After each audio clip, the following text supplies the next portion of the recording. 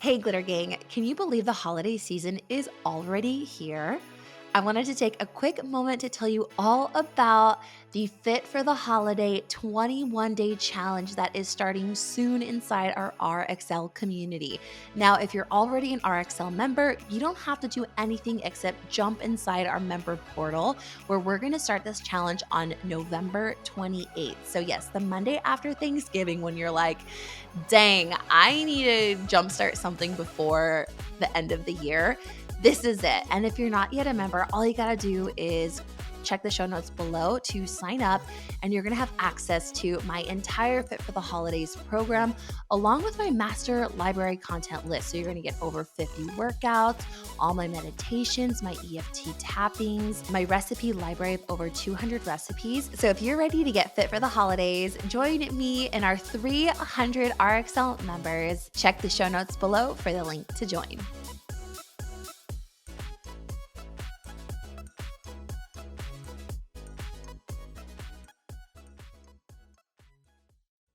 Hey guys, welcome to the podcast. Krystal here. And if you are finding yourself being super critical, feeling down that you're not hitting your goals, feeling really stuck and stagnant in your life, then this episode is for you.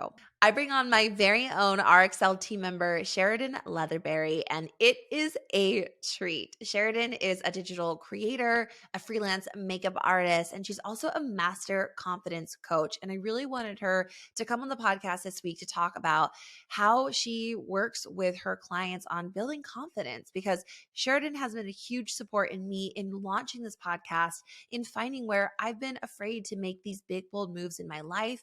Even though we know that fear is just an illusion in our mind, we actually go into that a lot on this episode. We talk about my journey with fitness and how it's been such a tool in building my confidence. We even go into how I've noticed different workouts, how different ways of moving my body and working out create different results in my business, in my energy, and we really hash into it. So if you are looking to feel more empowered, feel more in control of your life, to start making some progress as we go into a new year, this episode is for you. And if you find it really helpful, definitely send it to a girlfriend, because I feel like we can all build more confidence right now with everything that's going on in the world. This is a time more than ever that we really need support and tools and resources to really get after our goals. And just a quick reminder, if you have not yet signed up for my Fit for the Holidays 21-day program, our challenge starts November 28th, the Monday after Thanksgiving. It's free inside of our RxL community. We have workouts and meal plans. I'm doing live premium coaching free, which is crazy that I've not even charging for it. And it's totally free for RxL members. And if you're not yet a member, definitely join us below. It's a one-time fee, $44. I'll drop it in the show notes.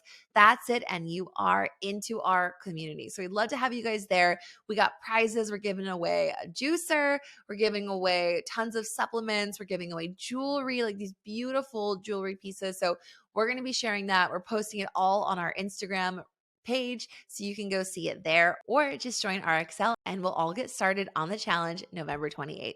So with that, let's get into the episode. Sheridan, welcome to the podcast. Krystal, thank you for having me. Oh my gosh, what a dream come true this day.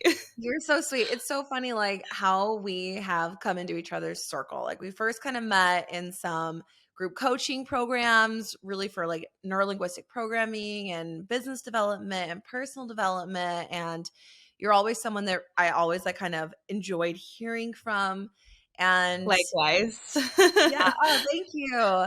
And then, we found your way when I was putting it out there that I was really looking for support. I was really wanting to launch this podcast, and you stepped in really as a huge support person for me to come in and help me with this podcast and really bringing it into life. And in that process, it's taught me so much about really goal setting, but also feeling confident in myself to put myself out there, to put this podcast out there, even though I didn't feel ready, even though I felt like I needed more equipment. And you were really a huge person for me that I really leaned on to get this up and running. And so I just want to say thank you for all that support.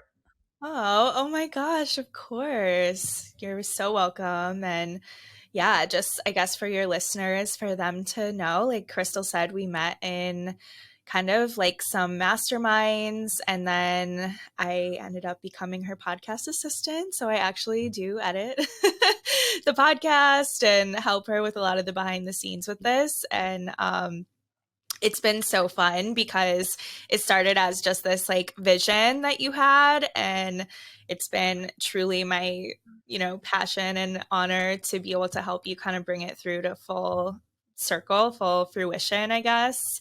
And I love it. So that's Thanks, awesome. girl.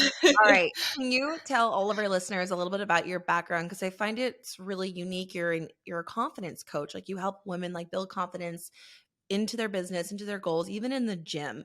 So tell us Yes. what is confidence? And is it something we're Yeah. naturally born with, or is it like a muscle that we flex and build throughout our lifetime? Yeah, absolutely. So, in addition to helping people with like virtual assistant services, podcast editing, all that fun stuff, I'm also a confidence coach, like you said. And what is confidence? I think there's the biggest myth ever that confidence is something you're just born with. Like you either have it or you don't. Like how many times, Right. oh, like, right. And the reality is that confidence is a feeling or a state of being that is created from our thoughts. And more specifically, it's Mhm. created by intentional, empowering thoughts. And that's kind of what I help women learn basically is the mindset tools of the brain science behind how that actually works. Like our feelings aren't just something that happens to us. Like you may have like a really good day where you're feeling super confident. You're like, oh my gosh, like Mhm. I'm killing it. I did all this stuff, da da da da. But there's actually reasoning behind that. And when we learn the tools, we can actually evoke this state in a lot of ways that then, like you said, we can thread into goal setting and actually taking full circle action in a way that feels really, really good, even when you're dealing with negative, self talk or self doubt or anything like that. Yeah, I feel like right now we're in such a time, and I feel that I'm definitely going through this. I don't know. I'm sure a lot of other women are experiencing this too, but just this time in our lives, like with COVID, with so much just uncertainty. And I know we're also tired of talking about COVID, but I'm just now recognizing that the impact that that has had on my goal setting, on even just like trigger shy with my goals, because I'm feeling like the aftershock of everything being taken away. And I feel that affected my confidence a lot, in which is, obviously something that I want to work through. So Right. what would you say, like if people are experiencing a lack of confidence right now, where would they really begin on that first step to feeling more Yeah, confident? of course. And I think you're not alone in that feeling, Crystal, of I mean, we are literally living through these huge historical moments and it can affect us, right? Like we are human. We are meant to experience the 50-50, and 50% of that is sometimes not that great, and it can affect how we perceive ourselves and our goals and the way we show up. So when it comes to like really taking that first step in terms of creating confidence and tying that into goal setting and believing in yourself and all of the things is like, I think becoming your own best friend is number one, and really shutting down negative self-talk. So many times, how many times have you like realized, oh, I forgot to send a text, or oh, I missed a deadline, and instead of just sending it and saying, hey, thanks for your flexibility, thanks for being so patient, you say, oh, so sorry, I'm such an ass, like I totally forgot. Mhm. Or like some Right. sort of like form of self-degrading talk, right? It really is like the little ways we speak to ourselves um, Mhm. that really impact us in a long-term way. So it's like the little tiny things that happen on a regular basis that you might not notice. How many times, especially as women too, I think, do people compliment us And then instead of receiving the compliment, oh my God, you look so amazing. Oh, thanks. Or, oh, I'm not feeling, how many times do we like accept it with grace? Or how many times do we kind of reflect back and say, oh, my hair, like I need to get my hair done, or my roots are grown out, or, oh, you know, my skin, or whatever it could be. So really kind of checking yourself. And I think just that level of like soft awareness, right? Where we're coming from a place of neutrality, of holding space, of not being judgmental about it, right? Because we don't want to beat ourselves up for being human, but just holding space and being aware of like, okay, here's where I could talk to myself a little bit better. My biggest rule of thumb that I use with all my clients is if you wouldn't say it to a best friend, if you wouldn't say it to your daughter, don't say it to yourself. That's so true. Yeah. What are some good exercises for someone to kind of catch themselves if they're in these looping negative self-talk patterns? Yeah, definitely. Practices that you can do on a regular basis. Most of us have a smartphone at this day and age. So either a smartphone or a piece of paper. I would say just do a brain dump, especially if you start to notice like you're feeling so low that it's stopping you, like you said, in this sort of like negative thought loop. You're not taking action. You're feeling bad about yourself. Instead of working towards your goals, maybe you're over Netflixing, overeating, over drinking, over anxiety napping, over scrolling on social media, whatever it could be. My biggest thing is like do a brain dump. And a brain dump is simply just writing down, set a timer for 5 minutes, what's going on in your brain. And then from there, you can kind of just see, okay, this is what's going on. And then I really love to work on like future self association too. So it's kind of like tapping into that energy, which I know you had Amanda on the podcast, and she talked a So lot about good. like like your 2.0 self. I love that episode. So again, channeling that like next level energy that you want to have, and how would she respond to what you're going through right now. Another really tangible exercise that I use with my clients is called an obstacle thought exercise. So while you're goal setting, you can then say, okay, typically what happens is like we set all these goals, right? And then we sit down and we look at them. And at first we're all excited. And then we're like, oh my gosh, how am I going to do this? Yeah, what's the first step? Yeah, like there's no way, right? And so we start having, our brain is designed to keep us safe. It starts coming up with all of these, what I call obstacle thoughts of reasons why you shouldn't pursue the goal, right? So what I have my clients do is I have them write down every single obstacle thought that's going to come up for them. I'm like, picture yourself on a Tuesday without me with you. What do you say to yourself? Is it, I can't do it. I don't have enough time. I don't know what to do. I'm not good enough. Fill in the blank, right? And then what you do is you come back from your future self and you have her or them write a response to the obstacle thought. So then you have this really cool list of basically a toolbox, right? Because it's not about getting rid of the thoughts. Like that's the thing I think a lot of us want to do is like, how do I just stop doing that? Right? Like where's the off button? Right. Yeah. But the reality is there is no off button because you're a human. Your brain is designed to keep you safe. So now I'm like off on a little tangent here about brain science, but it's really cool because while yes, we have evolved so much from the caveman days, there is still part of our brain that is that primitive brain that's designed to keep us safe and alive. So the primitive part of our brain actually is it's designed to seek comfort, seek pleasure, and avoid pain. And again, we live in the safest time in the world. Is pursuing a goal, going to the gym, signing up for a course, reading a book, like whatever it is that's going to get you there, going to actually kill you? No. But like back in the day, inside cave safe, right? My clients are going to laugh when they hear this because I use this metaphor with them all the time. Outside cave, death, danger, destruction, eaten by a tiger, ultimate failure, right? So Right. your brain will literally do anything to keep you from perceived uh Threats. threats, really. Right? Yeah.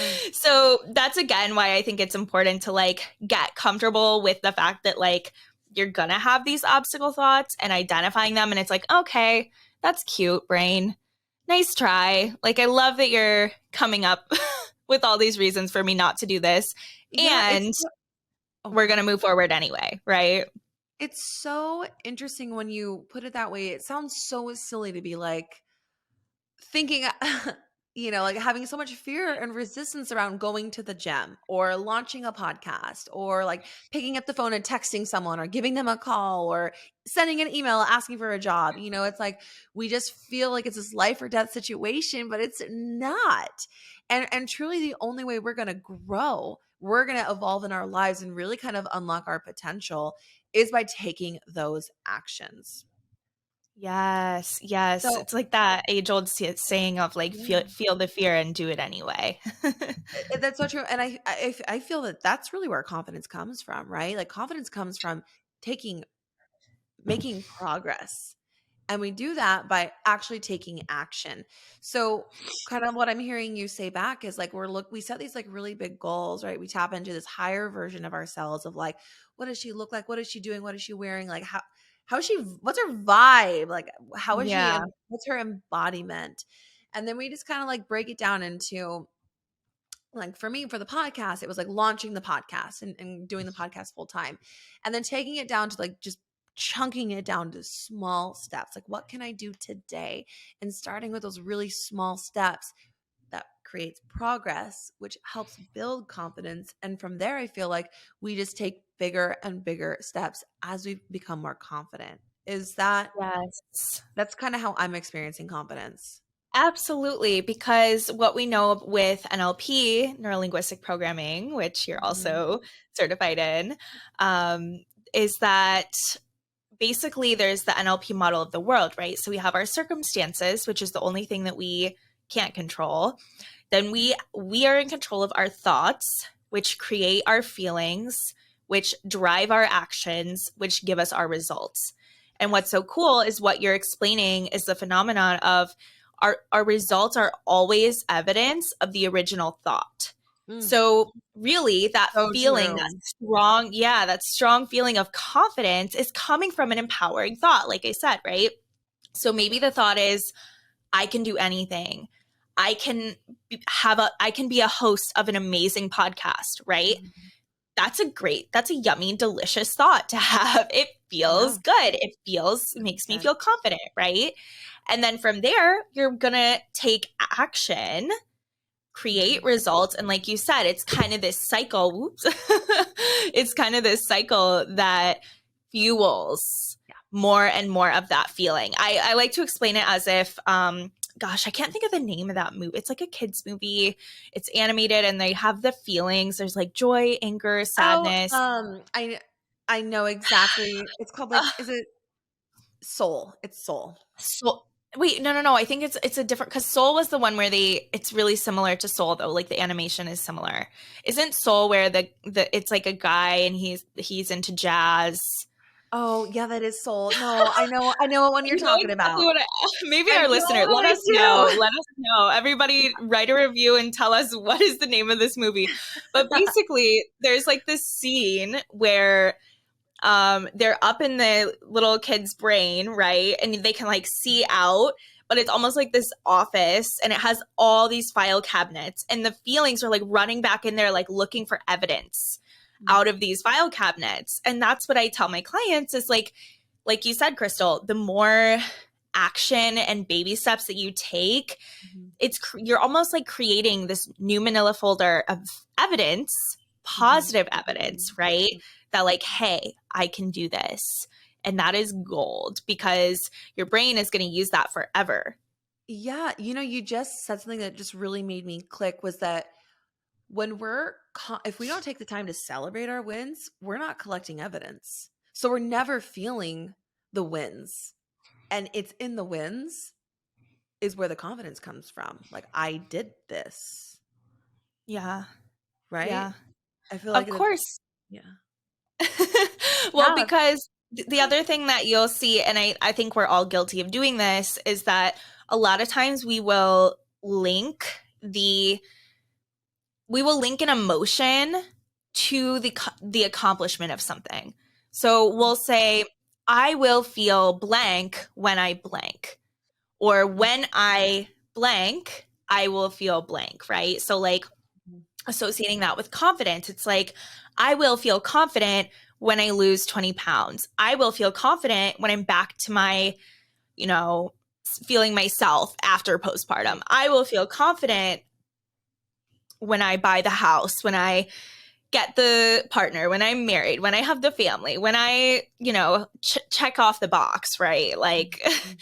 and what we're doing is we're actually depriving ourselves of a really essential feeling, in my opinion, until we get there. And then that makes it no fun, right? Because Yeah, then no. you're just grinding and you're beating yourself up. And you're coming from this like toxic, like almost like masculine energy where you're not like in the Mhm. flow, and it just becomes this like yucky cycle where you're not excited to do anything because you're not allowing yourself to feel confident in the process of achieving the goal. And that's the whole point is like who you become, right, on the journey. The journey, absolutely. So how does someone kind of I want to talk more about like that the thoughts are so important. Like our thoughts really do shape our reality. Like our outcome is all based on choices that we made. Like how I'm sitting here in this office, in this house in Carlsbad, California, like are all choices that I made that created this reality. I want to dive a little bit more into how someone can really step into the driver's seat of their life and take that responsibility to really like claim their power because our thoughts are so important. They're so powerful, but sometimes we aren't aware that our thoughts are running and creating our entire reality. Yeah, absolutely. It's crazy because so many times people come to me and they explain things that they view as circumstances, right? As like, oh, it's just a fact. And that's what happens is we start to think thoughts long enough, they become beliefs, and then they can even become core beliefs. And we start Mhm. to think that is the truth of the world.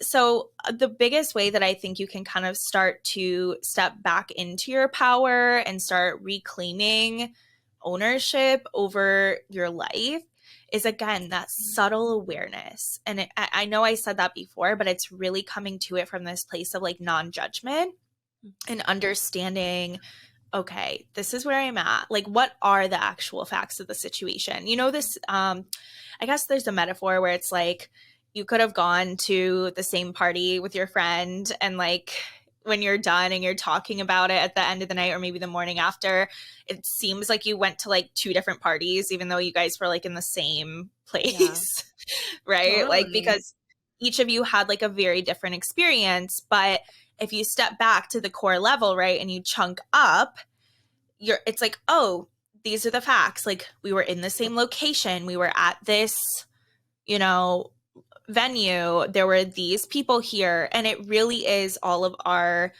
basically, if we go back to the brain science and the NLP side of it, is that it's our internal representation or our worldview.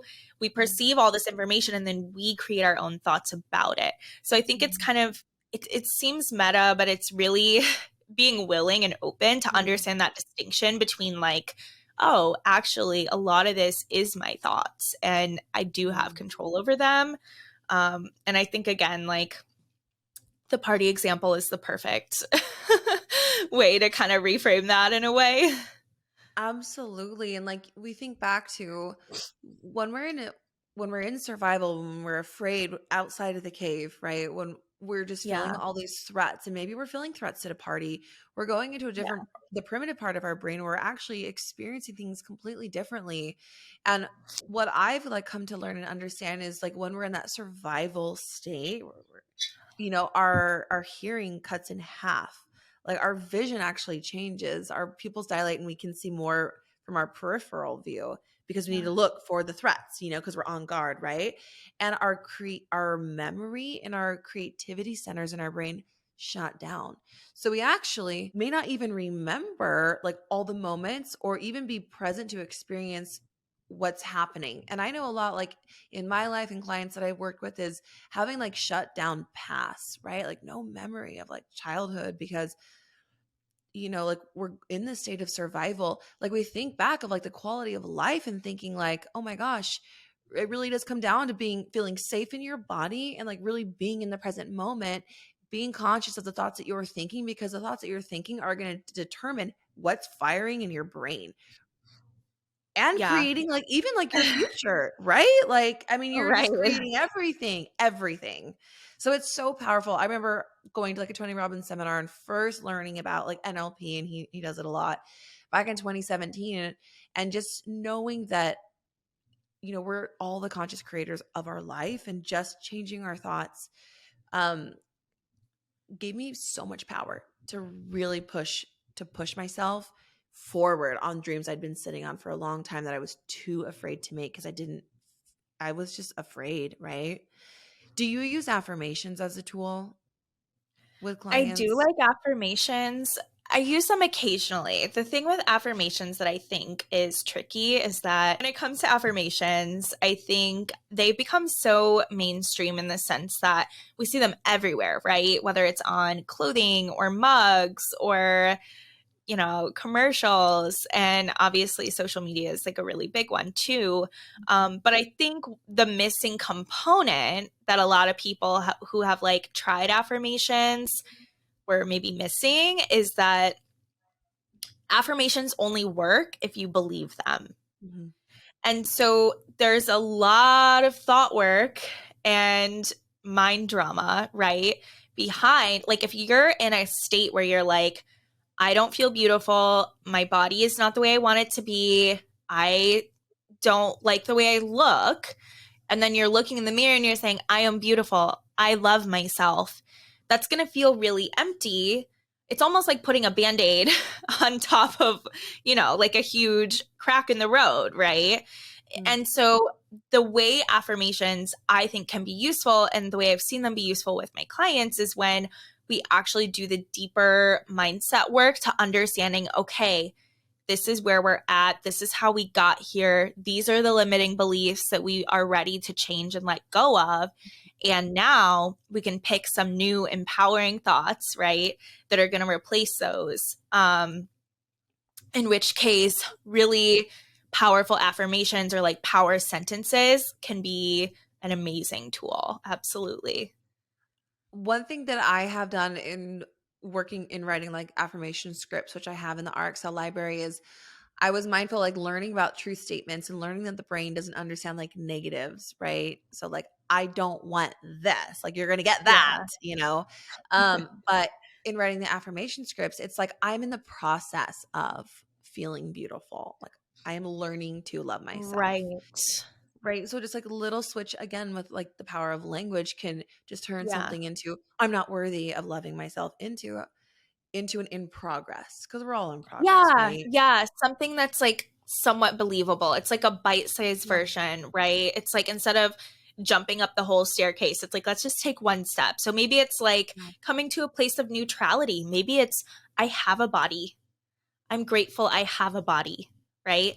I'm able to move my body, right? These are very like neutral statements about self image, body image, that it's like, okay, I can get on board with that. It's true. I do.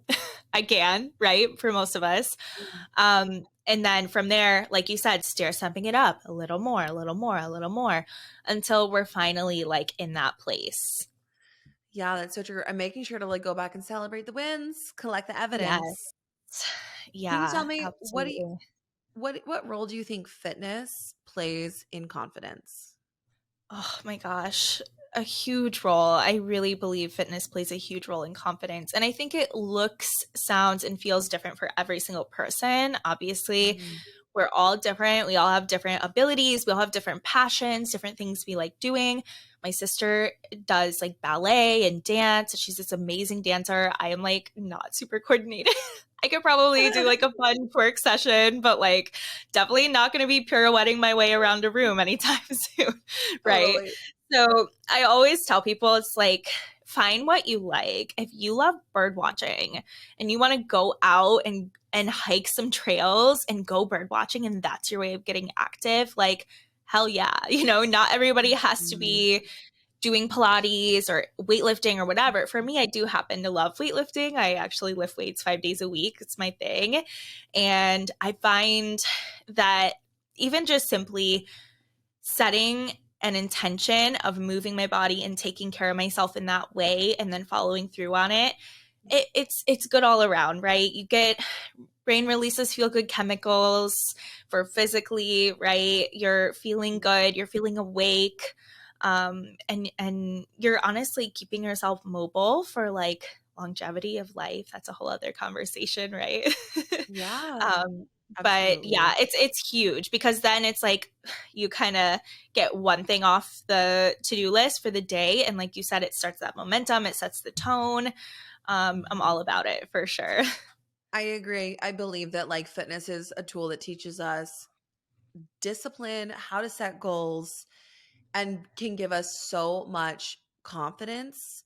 And I find for myself personally that like anytime I feel that I'm kind of down, I'm feeling off, like I'm off my fitness routine. I'm not moving my Big time. body. And I've even noticed it, like Miles and I chatted about this, where like I wasn't pushing myself business wise. Like I wasn't pushing myself to like Yeah. reach big goals and make the moves that I knew I needed to make in order to make my dreams happen. And I it was interesting because the workouts I'd been doing were just walking and Pilates like once or twice a week. And I was Mhm. like, wow, I need to go get in the gym. I need to like lift heavy weights because that makes me feel just powerful and strong. And as soon as I started implementing strength training back into my routine, oh my gosh, just night and day difference in my confidence, in my output, in my energy, and just the joy I was feeling day to day is so powerful. Yeah. Oh my God, of course, because you're taking care of yourself. And what does it say when we're neglecting ourselves, we're not paying attention to our true desires or even our physical needs, right? It's like, hey, you don't matter subconsciously. So like you Yeah, said, by showing up and doing totally. something that makes you feel powerful and strong and sexy, it's going to affect every part of your life. Mhm, That's what I tell people. They're like, mhm, well, like it's just confident. I'm like, no, confidence is everything. And it starts with unconditional self love and acceptance. And what do you do when you unconditionally love and accept someone? You fucking take care of them. Right? Like you show the fuck up yeah, for them. You don't let yeah, your daughter cry in her room all morning while you're just like Netflixing. No, like you mhm, go, you mhm, have a routine, you take care of her. Like that's exactly mhm, what we should be doing with ourselves because then guess what? You know that some people might know there's this TikTok sound where it's like something about Domino's. It's like better ingredients, better dough, better pizza, more money, more bitches, my clothes fit better, like all this stuff. It's literally so true. Like you start showing up in your business more, you start showing up at work more, you have more confidence in presentations and meetings. You actually take some time to, put on an outfit that makes you feel good. You're having better sex. Like mhm. it all comes together in this way that's really pivotal. And I think that's honestly why forming really intentional morning and evening routines with my clients is big too, because what we find is like, okay, cool. We're doing all the mindset work. We're moving through some deep stuff. We're Mhm, understanding, we're setting goals, but now what? Like, how mhm. do we actually implement it and show up on a regular basis to feel that way? And fitness is definitely at the core of that for most people, either as like a starter or like an end cap for their day too. Yeah, it's so powerful. If you have like one big takeaway that our listeners can, one action they can take in the next 24 hours to start making a move on their goals, what would that be? Mm.